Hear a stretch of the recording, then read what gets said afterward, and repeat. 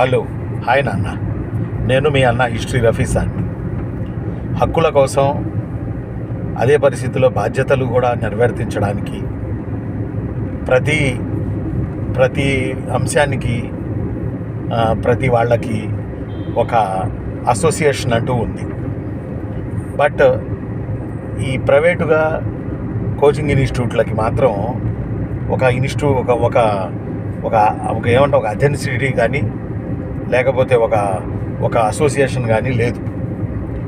దీనివల్ల డైరెక్టర్లు సఫర్ అవుతున్నారు, ఫ్యాకల్టీ సఫర్ అవుతున్నారు, ఫీజులు కట్టిన పిల్లలు సఫర్ అవుతున్నారు, తల్లిదండ్రులు సఫర్ అవుతున్నారు.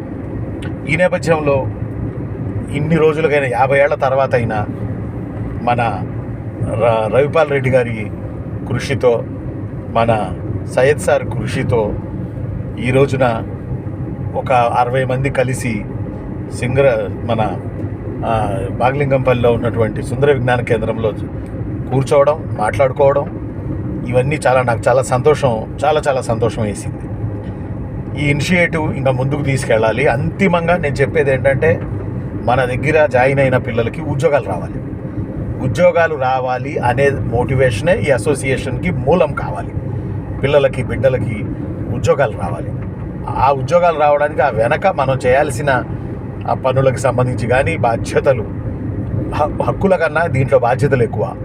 ఈ బాధ్యతలకు సంబంధించి కానీ మనం ఖచ్చితంగా ప్రయత్నం చేయాలి. అంతిమంగా పిల్లలు లబ్ధి పొందాలి.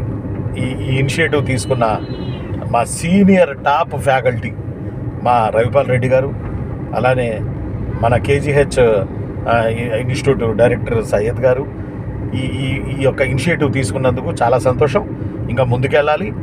Best of luck. ఎందుకంటే పిల్లలకి న్యాయం జరగాలి, పిల్లలకి ఉద్యోగాలు రావాలి. దీనికి తోడు చాలామంది కోచింగ్ మాఫియా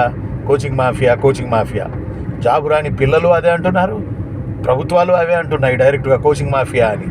మరి కోచింగ్ ఎంత సంపాదిస్తారో తెలియదు, డబ్బులు ఉండవు. సీజన్ లేనప్పుడు అక్కడ పనిచేసే వాళ్ళకి జీతాలు ఇవ్వడానికి డబ్బులు ఉండవు. సీజన్ అప్పుడు వస్తే ఒక పాల వస్తుందేమో, అవి కూడా కోట్లలో ఏం రావు. కానీ ఆ అపప్రద ఉంది. కాబట్టి కోచింగ్ ఇన్స్టిట్యూట్లు మరీ చులకనగా మారిని ప్రభుత్వాల దృష్టిలో. కాబట్టి అది కూడా పెయిన్ కలిగించే అంశం. అలానే విద్యార్థులు కూడా, స్టూడెంట్లు కూడా ఎలా అంటున్నారంటే, కోచింగ్ ఎక్కడో చోట తీసుకునే ఉంటారు, బట్ మేము ఎక్కడా కోచింగ్ తీసుకోలేదు. గురువు లేడా, నేర్పిన గురువు లేడా, స్కూళ్ళలో చెప్పిన గురువు లేడా.